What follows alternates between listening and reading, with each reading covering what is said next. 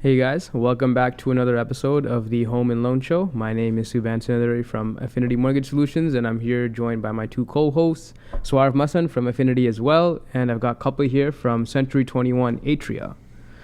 So guys, today we're touching on a little bit about first-time home buyers.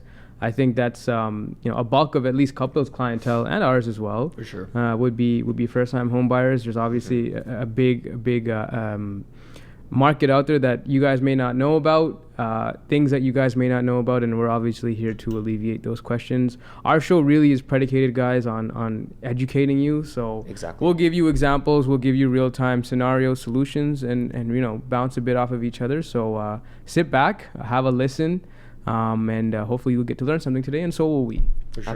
Absolutely. And I think to kick it off, when we talk about first-time home buyers, that includes everyone from someone who is a new immigrant and who's been saving because they currently live with their spouse and they're saving and they want to buy their first home in Canada, everyone to you're currently living with your parents, you're a Canadian citizen, and you're looking to buy your first home, you're not even married yet, or you're living with your parents, you want to keep living with them, or you want to keep renting and you want to buy your first property as an investment. You're not actually looking to live there, you just want to rent it out, you want to benefit off of the equity. All those people could be first-time home buyers, which are going to face very, very different situations. Exactly. And our goal today is really to break down some of the challenges they're facing, things that we've heard of, and things we have to help them out, right? For sure. Exactly. Yeah. Especially Yeah. because I feel like right now, I'm seeing more first-time home buyers than any time else. You know what I mean? Most of the clients that I deal with now are first-time home buyers. Right. Especially because there are down payment constraints. Plus, because of the lower property prices comparatively from last year, at least, right?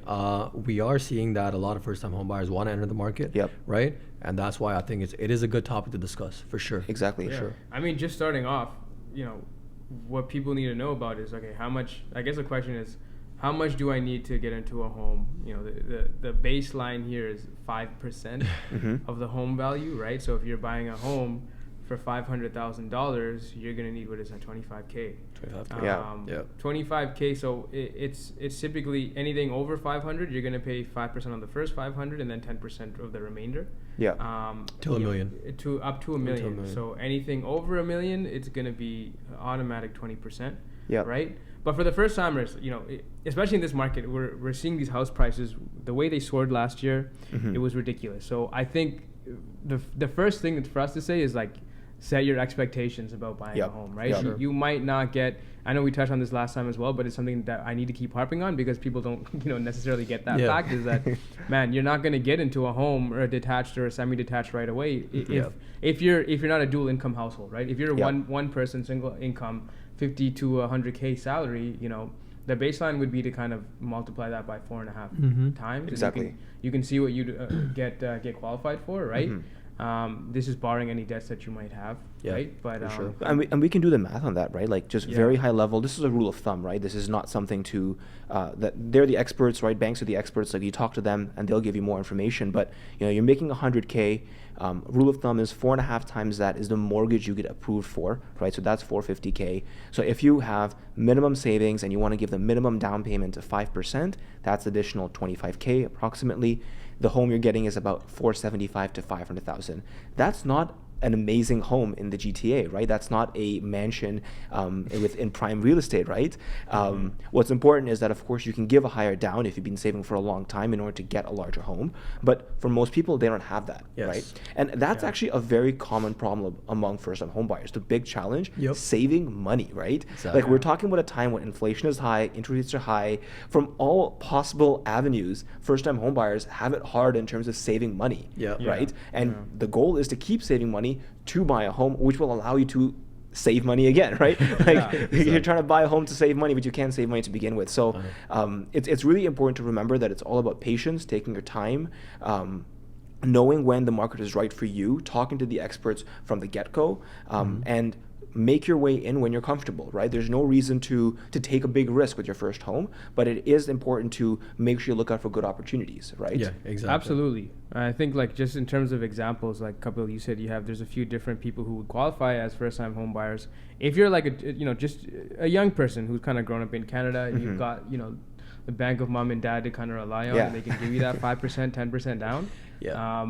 You might not qualify with your income just by yourself, right? But you can always go to your parents and say, hey, let's go on title together. Mom or dad can come on there with you, and then you get that qualification done. I'll give you an example of a file that we're working on right now. He's a young guy. He just finished university, making about $70,000 a year. Right. He wants to buy a condominium in Markham, Ontario. He income is good, but again, the ratios are over because he only has the minimum down, to qualify with. Yeah. We said, okay, hey, why don't you put your mom on title, right? As a co-applicant or a guarantor. And we can kind of like get you qualified based on her income, and we show that you're going to be living there. But your income is sturdy enough that, if there's anything that happened to you, your mom would be able to take care of things. Right. And we got it done that way, right? So those are all scenarios that I guess you guys would have to call us for us to speak to you about. Exactly. Every scenario is different.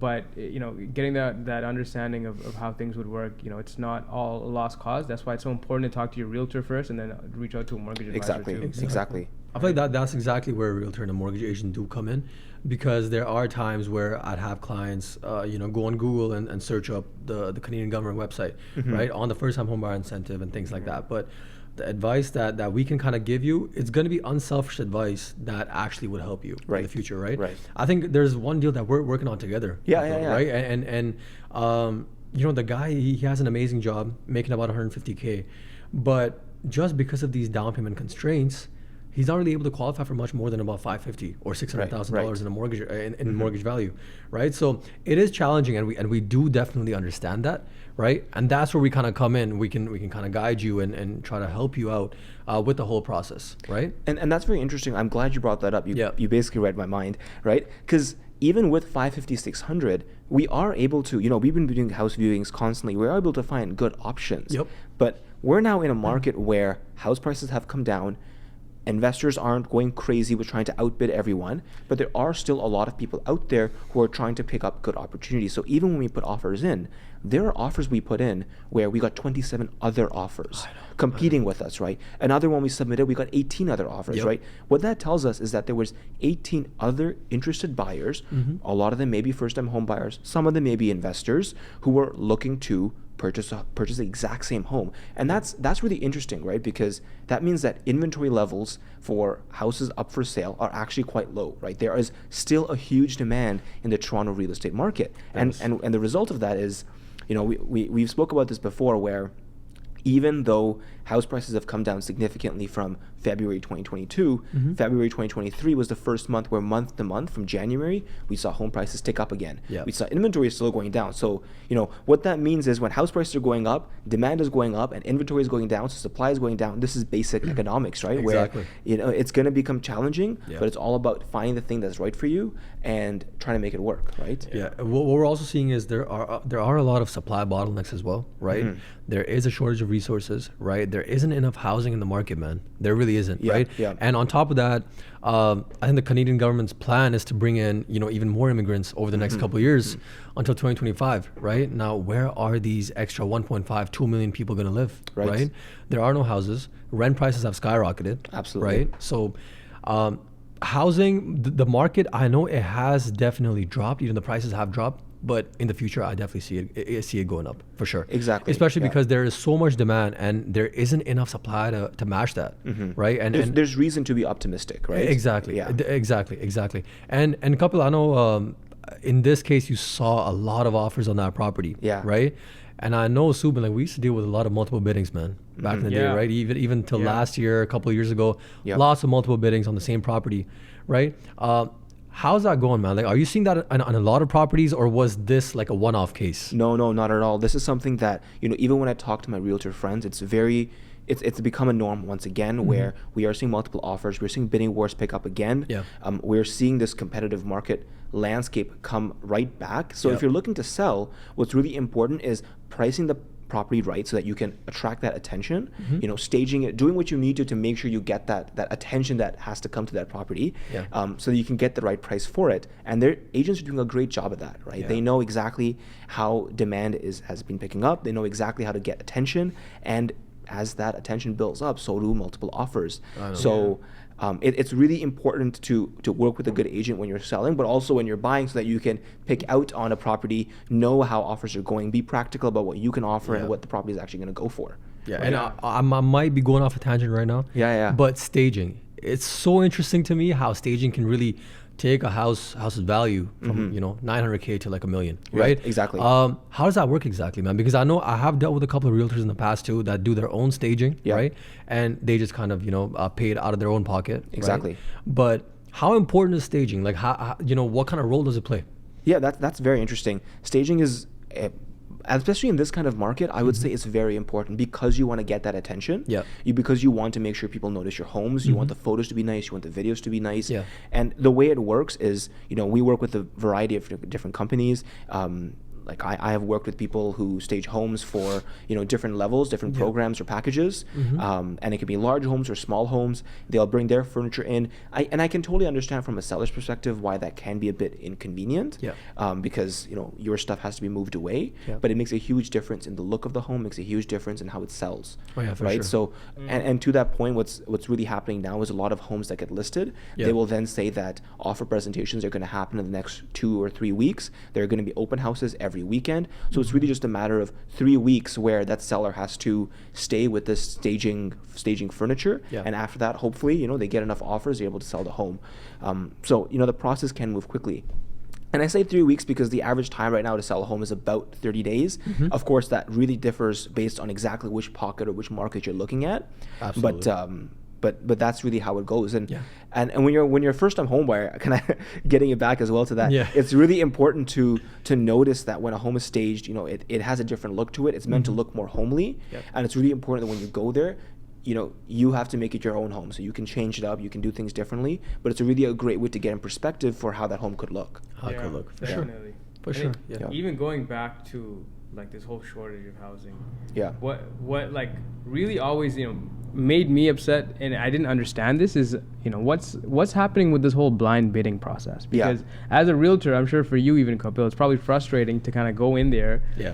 Your clients have an expectation. You can know what the market price is for that home, but you might have a realtor come in and say, I'm gonna pay 200,000 over asking, which is normal nowadays, but still, how are you really supposed to gauge that? You can't really know. Is there gonna be any end to this blind bidding process, do you think, in Ontario and in Canada as a whole?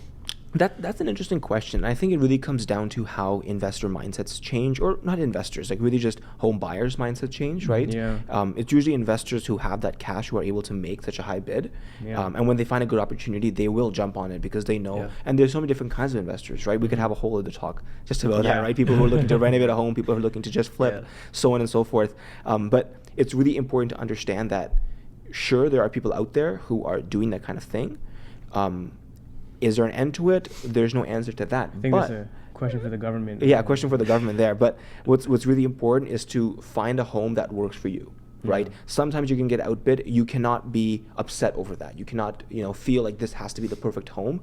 You will make a house your home, right? You will do what you have to when your family is there to be happy. It's really important to look for that opportunity when it comes for a home where that is affordable and works with your budget, right? No, absolutely. What like that.